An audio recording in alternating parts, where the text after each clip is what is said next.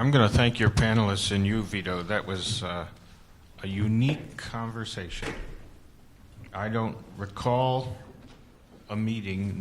There may have been. I don't know, Nick. Maybe you can remember. I don't recall a meeting that went into the creation mechanism and the market-making mechanism after we heard from sponsors who determined why and how and which market. Maybe there were others, but maybe we pioneered here. And so thank you very, very much for helping us today. We have been through volatility compression, why sponsors develop ETFs the way they do and how they choose them, how orders are processed, and our final presentation is from a colleague of mine on the GIC board and a director there. She is a professor at Brandeis University, a famous and feisty personality, a very good friend, and lesser known, a consultant professionally outside of her academic role, specializing in this territory of foreign exchange and relationships and markets. So we're going to close with Catherine Mann and the determinants of foreign exchange, the good, the bad, and the ugly. Please welcome Catherine Mann.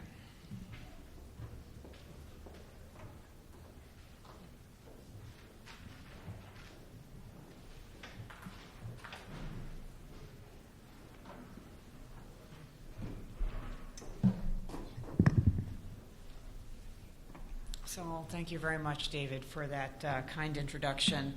When I'm a macroeconomist, I'm an international macroeconomist, so it's always a bit of a challenge to come into a group such as this one that is devoted to minute by minute or nanosecond by nanosecond analysis of macroeconomic events and making bets on those and trading and both making money and losing money. So kind of like, what can I possibly add that will help inform the kinds of decisions that you have to make practically instantaneously? So that's always a challenge, but I decided let's take it on and see what we can do with it. So I'm going to start with asking the question of what is being managed. I mean, the title of this conference is Management of Currency Risk in the ETF Space. And so there's this question that I first have to start out with, exactly what are we trying to manage? And I divided it up into two big categories. One is the currency risk, and the other one is currency exposure. And the two of them are not the same. Currency risk has two components of its own right.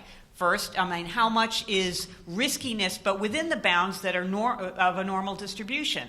How much of the risk that we observe in the portfolio is something we can parameterize versus how often is it that the currency that we might care about, or the currency of the emerging market that we might care about, or the ETF that we are trying to hedge, how much of that is actually out of bounds, meaning out at 2 standard deviations away from the mean? How rare is that, or is it pretty common?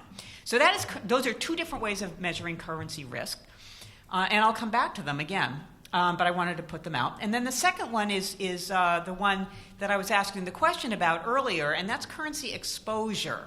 Now, if you're trading a financial asset, you may be mostly concerned about the exposure in a transaction sense. You want to be able to take your financial asset from an emerging market and translate it into dollars, and you care about making that transaction, and that is your exposure.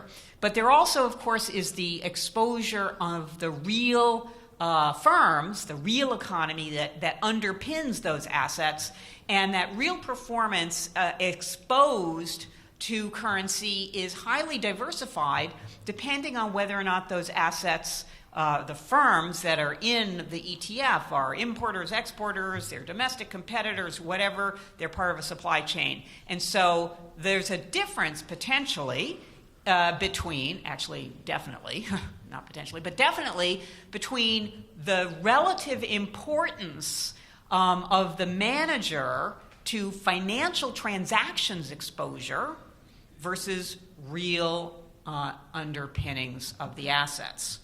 So I wanted to put those two things out there because I'm going to come back to them, and I think it really matters what you think your risk profiles are, and what you think your currencies are, your currency exposures are.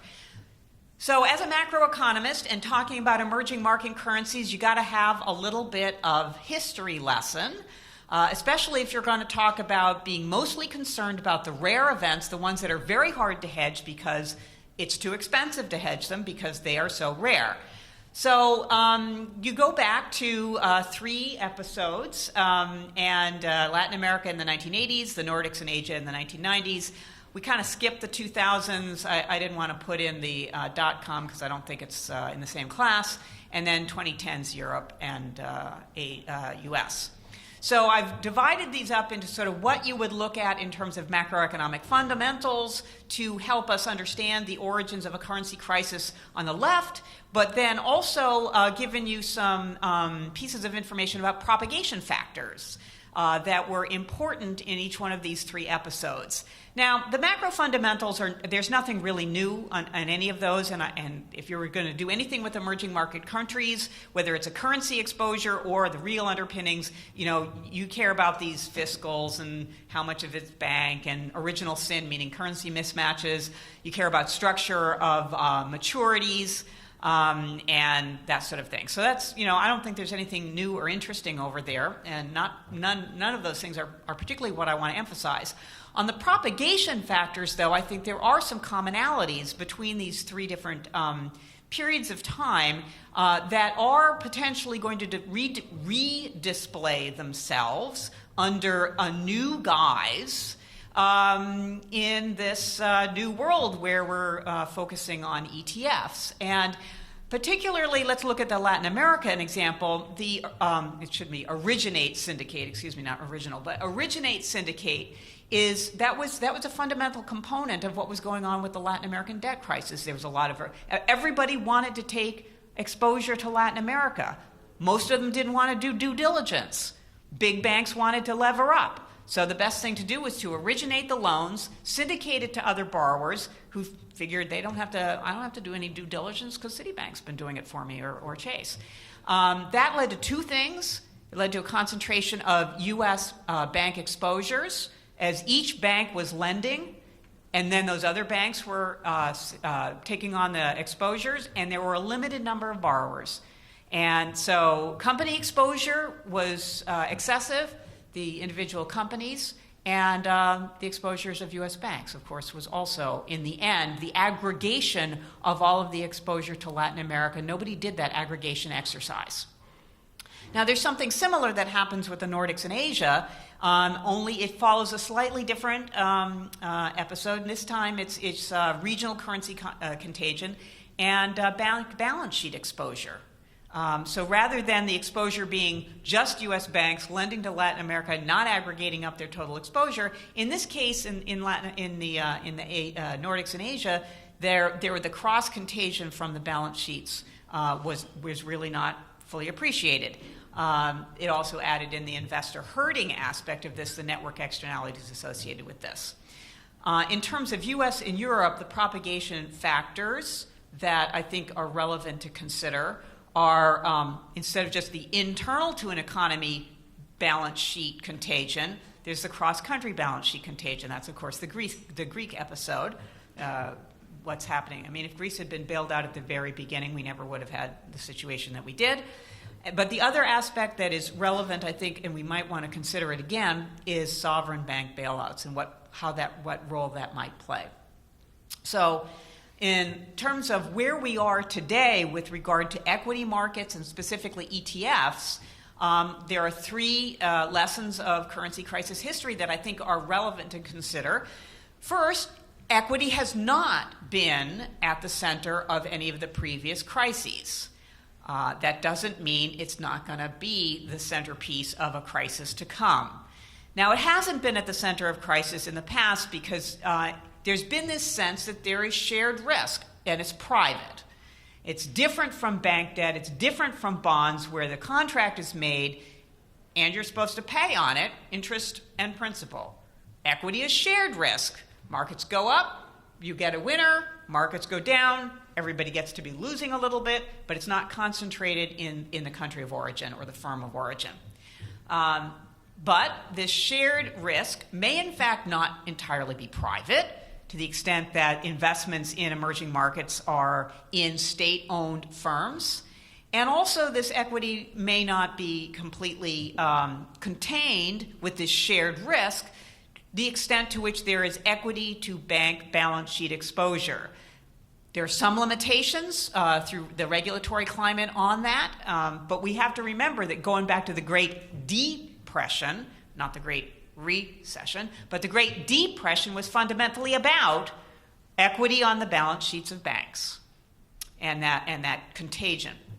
Now, the second lesson we can take from our currency crisis history is that originate and syndicate, under whatever vocabulary term you want to use, lays off risk from the originator, but everybody wants to take that exposure, so they don't do their own due diligence. And when there are a few originators and they play off of each other, there's an adding up fallacy. In other words, each one of those originators says, I'm small, so I don't have to consider what happens when 100 small guys all act the same way. And then the third element of currency crisis history that I think is relevant to consider in the ETF space is whatever word you want to use, networking or herding, or government bailouts, they tend to worsen the crisis because they create or exacerbate any asset balance sheet contagion, and of course they tend to propagate a self-fulfilling prophecy. So what are the relevance of these history lessons for the emerging market ETFs? I think the most important thing is that there are relatively few listed firms in the emerging markets in which the ETFs can actually take a stake. It's not like the S&P. It is not like markets in Europe. There just are not a lot of listed firms. So the implication of that is the more you proliferate what appear to be independently managed or independently created ETFs, those are not actually independent because they're all funneling down to a limited number of listed firms, or the potential for that anyway. What does this imply in terms of the countries or the companies? Is that there's limited absorptive capacity. Think about it as a company is getting a flood of money across the transom. This asset price goes up, their equity stock price goes up, but what are they going to do with it? Absorptive capacity. It means that the asset price goes up, but the underlying real performance that presumably was some reason for why you invested in that company to begin with tends to be eroded away. And as I say, this blindsided by aggregation is a problem that I think is potentially large, especially the more frontier the market you go to. Because there is this aggregation, potential aggregation issue, there is the potential for valuation feedbacks between flows, the stock market indexes or the underlying asset prices for the individual stocks, and currency movements of the country. And usually, again, the supposition is I'm small, so I'm not going to be, as an investor, I'm small, and so I'm not going to be able to affect the currency, I'm not going to affect the stock price because I'm small. But if there's a lot of the small guys all trying to get into a single or relatively few stocks that look good, then you're not small anymore, and the behavior tends to exacerbate valuations and potentially have implications for currencies as well. And then the last point, which I'm not going to talk about anymore, is this, a lot of equity is going into state-owned enterprises of some vocabulary word. Maybe you're not going to call them that, but they're basically a government-owned or a large government-owned entity. And a good question is whether or not, if there's a problem, if this asset valuation collapses, whether the state will bail them out or not, bail you out or not. So to answer some of those, or to, these are all hypotheses. These are all hypotheses that can be tested using ETF data. And in fact, that was my original plan here, was to go down to the individual stock level for within each ETF for a set of countries. But that was way too daunting a task. So you're going to get sort of a semi-aggregated analysis for a set of economies. But I think it is indicative that we ought to be thinking about these lessons of currency crisis history when making the assumption that we're small as investors, because I don't think we're small. Okay, so here's a big picture that's taken from a recent IMF paper that kind of breaks down emerging market capital flows into sort of the components that we pay attention to. I've put a box around the dark blue. That's the portfolio equity, of which ETFs is one component. Equity ETFs, I'm not going to look at bond ETFs at all. I'm just looking at equity ETFs. So you see the volatility in the latter half of the 1980s. It's not the only time there's been volatility. But you build it up and then it flows out, and then it's kind of come back a little bit. It's still not as large as sort of the bond, the bank and other, and the portfolio debt. Those are the contractual. Those are the ones that have been the standard ground zero for currency crises in the past. Is a bond or bank related type of instrument, as opposed to the quote unquote shared risk instrument, which is portfolio equity. But portfolio equities, it's not too small. So the next question is, okay, so portfolio equity in general is not too small. It's big enough to look at. How big are ETFs for selected countries in overall U.S. asset positions in these countries? So I selected a bunch of countries. And I selected them, obviously you see, India, Brazil, South Africa, Indonesia, Thailand, Turkey, and Hungary. I selected these first because I thought they were kind of interesting, and then I selected a few more because of the size or the ranking of the country in global market capitalization. So the second number, for India, 9%. India's market cap is ranked 9th in the world as of 2013. Brazil is ranked 10th, and Hungary over there on the right is ranked 59th in terms of market cap. So these are pretty big in terms of market cap in global markets relative to, and then some really tiny.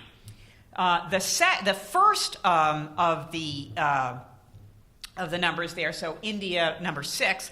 That means that the U.S. owns, in terms of asset ownership in equity assets, the U.S. owns 6% of India's market cap in 2013. These come from the annual portfolio survey from U.S. Treasury.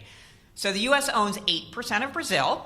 It owns 11% of South Africa, 8% of Indonesia, 9% of Thailand, 10% of Turkey, and 12% of Hungary. So my thought was, if it's a small market like Hungary, and we tend to kind of own a lot of it, what looks like, how exposed are our ETFs to these markets? So the bars give you the exposure of ETFs in the overall asset holdings, equity asset holdings in each one of these markets. So how did I get this ETF share of U.S. equity asset holdings? I went to Bloomberg and downloaded all of the ETFs for the country And then I went and took the component, like out of Vanguard, iShares, Wisdom Tree, and there's one other one I can't remember, the top 4 of the ones that are emerging markets, in which case they have a basket, and a share of that basket is in this country, and added that all up. And I would say that these numbers are lower bounds on the ETF share of the equity holdings in these markets. So some of the shares are kind of high, like Brazil gets up to 25% of US assets held in the Brazilian markets are through ETFs. But generally, they are increasing, except for Hungary, and they're in the 10 to 15%. So 10 to 15% of US assets held in these markets are being channeled through ETFs.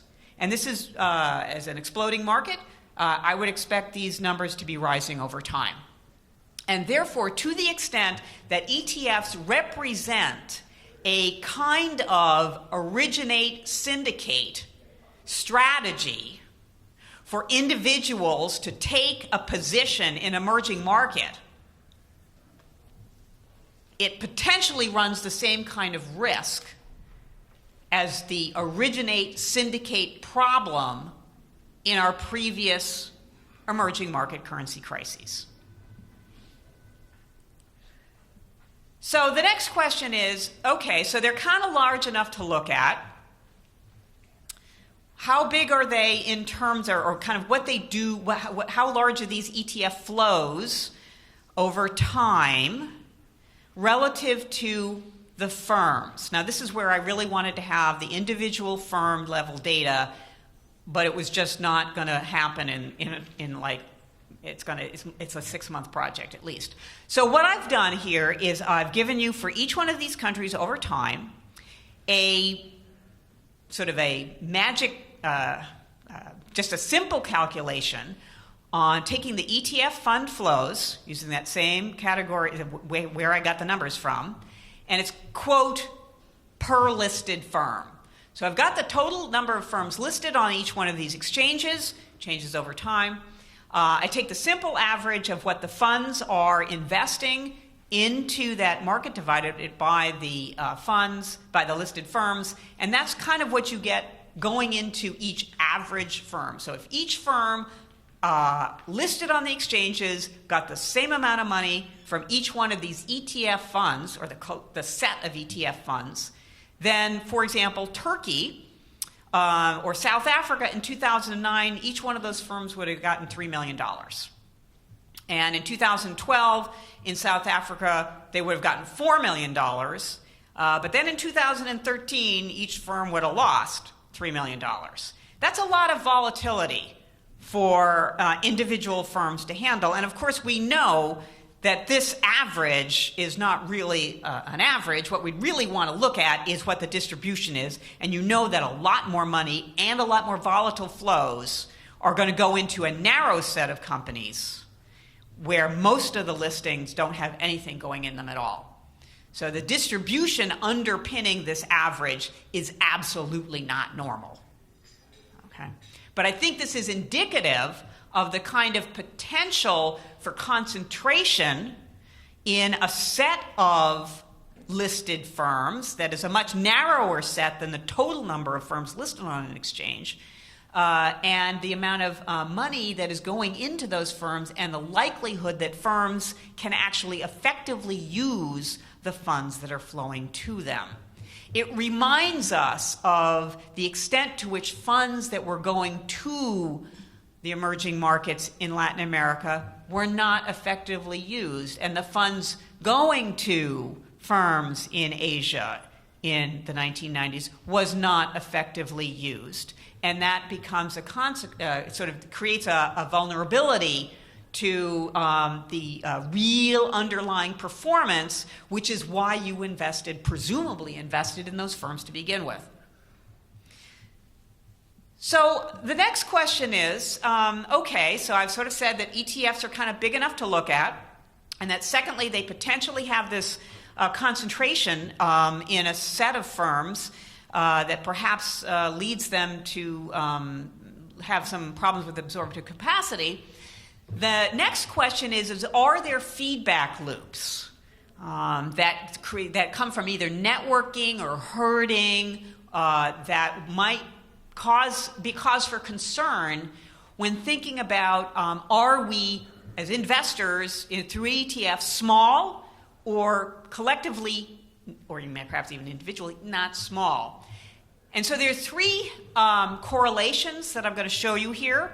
One is between, and it's for each one of these countries, the correlations are monthly correlations using data from January 08 to April of 2014. And so the three correlations are the relationship between fund flows, which you already saw, fund flows and the major stock market index for the country. And again, what I'd really like to show you is fund flows to individual stock market valuation, individual firm valuations, but again, that's going to be 6 months. And what you see here is for many, but not all, of these countries, fund inflows is associated with an increase in the stock market index. It's not a strong correlation, 20% for South Africa, 28% for Indonesia, 29% for Turkey, not so much for Hungary. So, but there are some negative ones here too. So some funds were going into stock markets as they were on the downturn. So this is more of a mixed picture than I think that we were hearing from earlier today about what it looks like for the developed economies. The next potential feedback loop is the relationship between fund flows and currency. To the extent that you have to create an exposure, in other words, you have to, we heard it in the panel earlier, if I want to go buy a stock, I have to go buy the currency in order to buy the stock, then I ought to be looking at fund flows associated with a change in the exchange rate. And for all of the countries except for Brazil, an increase in the fund flow is associated with an appreciation of the exchange rate. So the last potential feedback loop is the relationship between the stock market and the currency risk, because in some sense this is what you're supposed to be getting rid of through the hedged funds, and none of these are hedged. The big guys, as you heard this morning, are just in the process now of coming up with potentially coming up with hedged emerging market indexes. So what we're looking at here is what's the correlation between the exchange rate and the stock market index. And for almost all of them, an appreciation is associated with a deterioration in the stock market index. Again, that's different from what was described this morning earlier. So those are all potential ways in which, these three feedback loops are all potential ways in which being big tends to exacerbate exchange rate movements, stock market movements, and potentially lead to the feedback loops that are positive correlations instead of negative. So I get back to this question of which currency risk to manage. If I'm arguing that these feedback loops are positive, then there's momentum that tends to move either the fund flows tend to move either the stock market in one direction until it collapses, or the exchange rate, the appreciation, tends to move in one direction until it collapses. So it gets back to which currency risks do you manage? Do you manage to sort of an average, or do you try to manage to a the small changes in the exchange rate? So I've come up with three different ways of thinking about currency risk, and these are all the same countries again.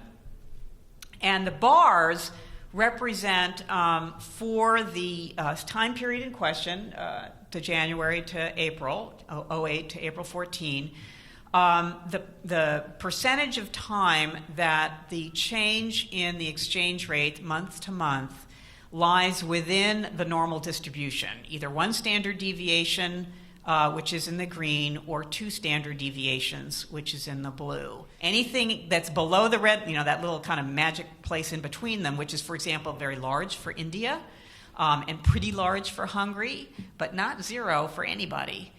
Those are episodes where the month-to-month change in the currency is outside of 2 standard deviations away from the mean. The mean is in the dot, and it's on the right-hand axis.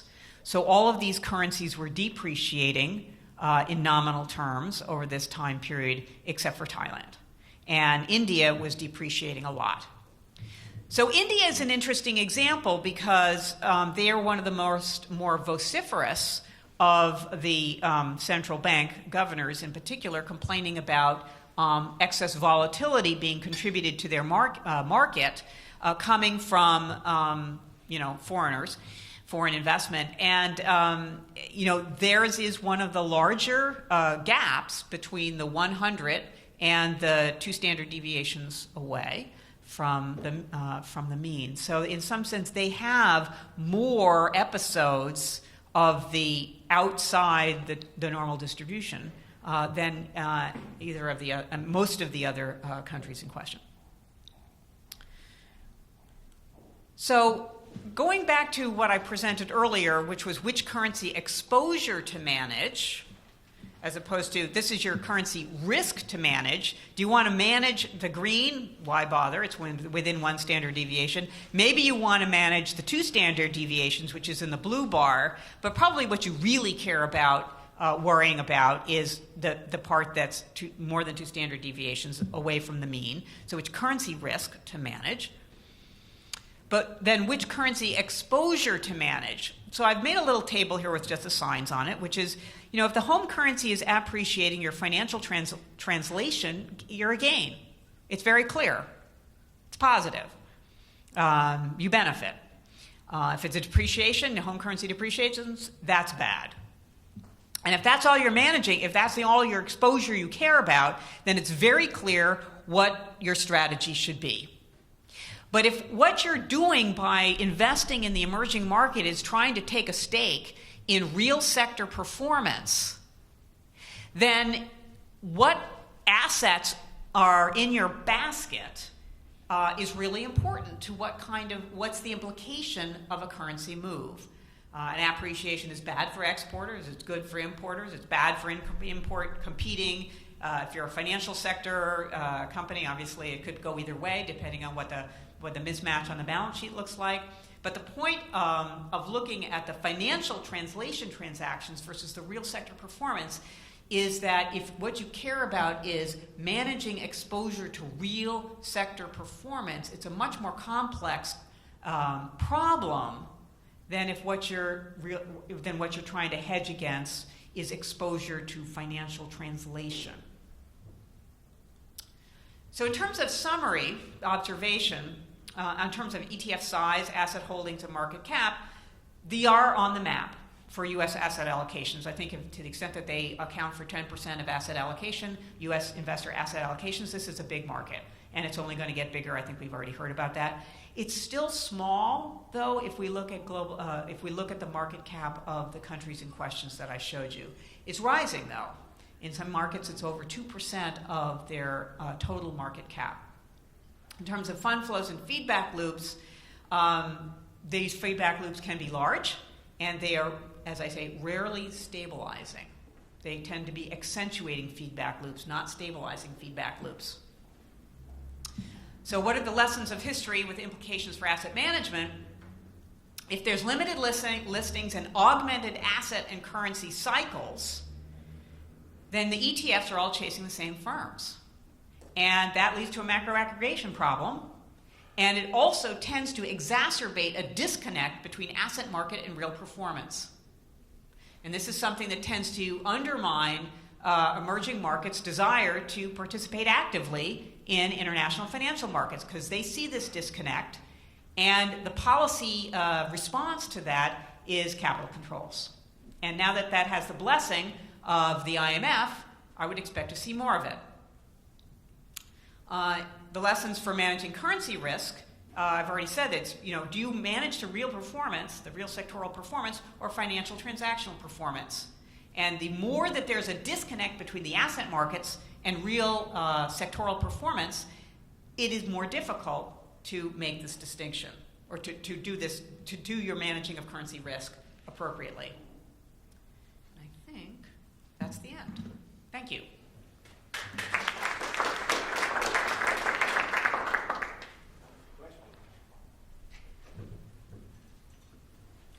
Nobody's going to disagree with me? I'm telling you that you're large and you're going to run into problems because of that. Do you disagree? No. I've got an agreeer. Yes. A question. Yeah. When you're looking at,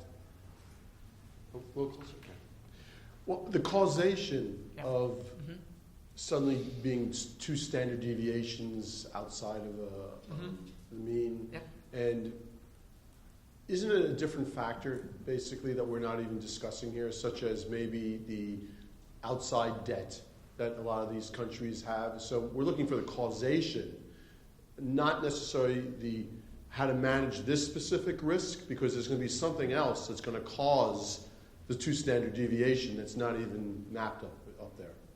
Well, sure. This is just a presentation of what type of risk is over this period of time, which 08 to 14, what we observed in the market. Period? I'm sorry, I can't see. January 08 to April 2014, using monthly data. So it's a short period of time, but I wanted to map it to the same years, so the same monthly data that I have for the same period of time that I have the ETF fund flows. And I'm not saying that ETF fund flows cause any of this, but if you were trying to manage currency risk, let's look at Thailand, for example. Let's say, in Thailand, about 70% of the month-to-month exchange rate moves that were observed in the data, 70% were within the one standard deviation away from the mean. Is that risky? Should you hedge that? I don't know. I would say no, because that's just kind of noise. And then for Thailand, about 20%, 25% of the observed currency movements month to month. And earlier, one of the managers was saying that they re-up their hedges, their currency hedges, on a monthly basis. So it's not unreasonable to sort of say, well, from month to month, what happens? So for Thailand, for example, month to month, about 25% of the month-to-month currency moves that we observed in the data were between 1 and 2 standard deviations. So maybe you do start to worry about that as being large enough that I really need to hedge that. Just one other question then, because of the data, everything seems normal until suddenly that event occurs. Right. Right? So India, we had that event, and that's kind of like why it's up there. And maybe you could say Thailand did, but... Well, but there's always an event we don't know about, so that's why we try to look at very long time periods. And this is certainly not long enough to determine that, the proportion of currency events that might live outside the 2 standard deviations away from the mean. But I was also thinking that I would try to find a pattern in this relative to fund flows, and I don't have that. I don't have any causal. I have correlations. That's what these correlations are right here. For Thailand, for example, 40%.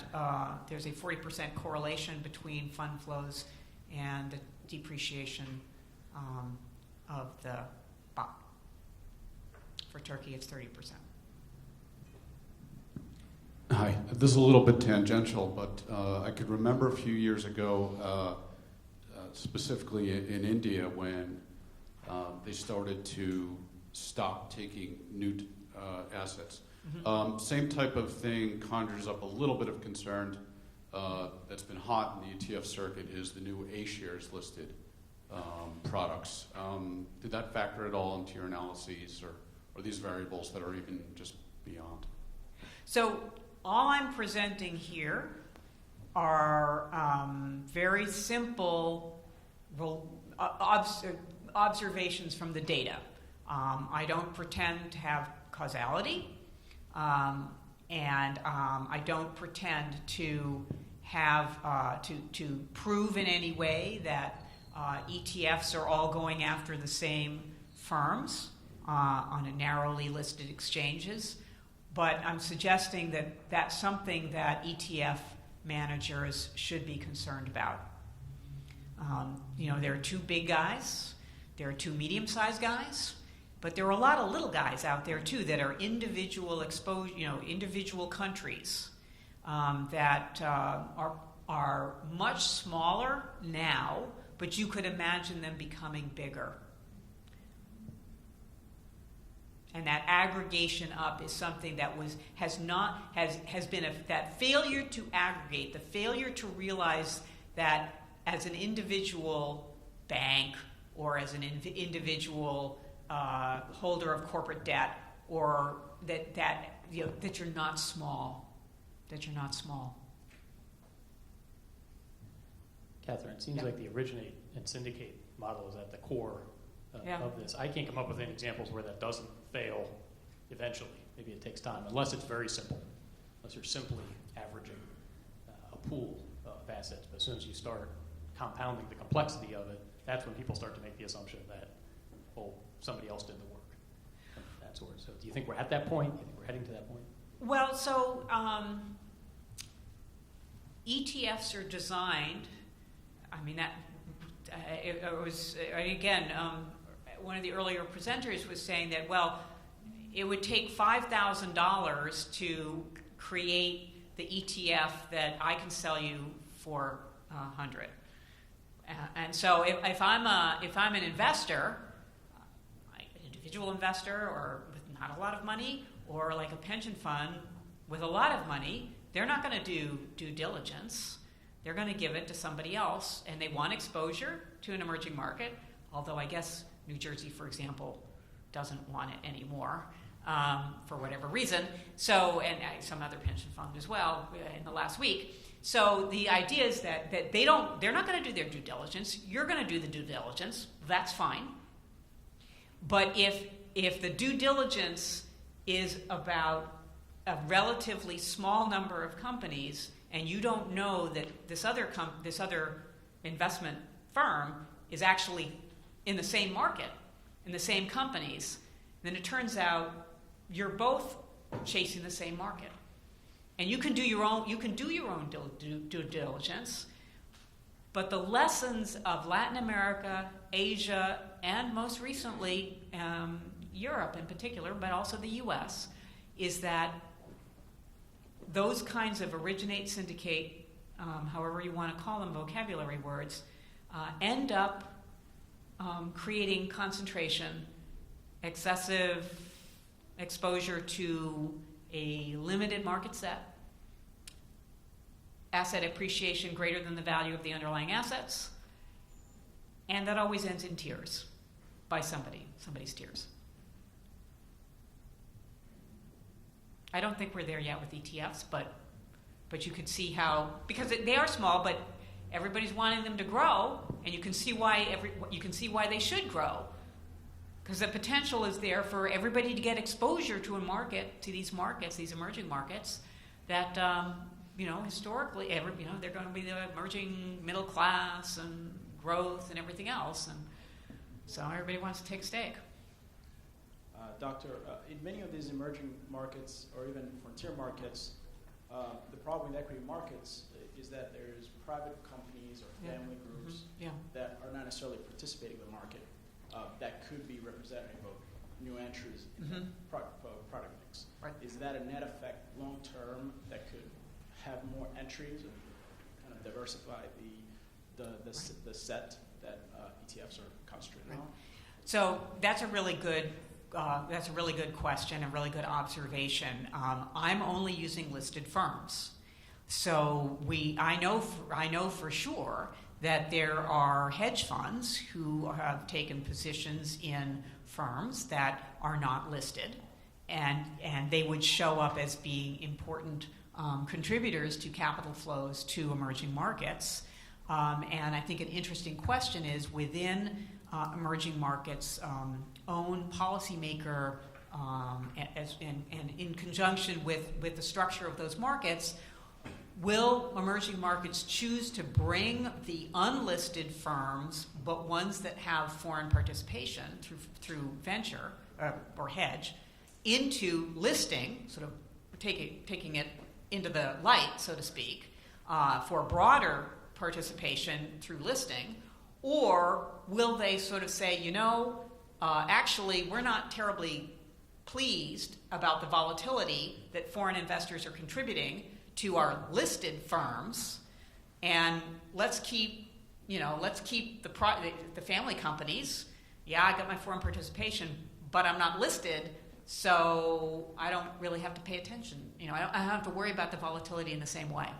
So it's not clear whether or not, if you were a firm and you had foreigners participating, and that you would necessarily want to put yourself into the light. Right, but the participants, private equity firms, Yeah. have been in there for 5-10 years. The only way they can exit is through trade exits to another private equity firm. Yep. They're all looking for some kind of exit long term. Right. Is that some pressure that could bring some of those perfectly designed or well-performing companies out as an exit for foreign investors? Well, so that, you're obviously talking about some balancing of interests on the part of the foreign investor participant and the desire on the part of the closely held firm to maintain that close holdings. And, that gets us into a lot of sort of corporate finance strategy stuff that, is way beyond me.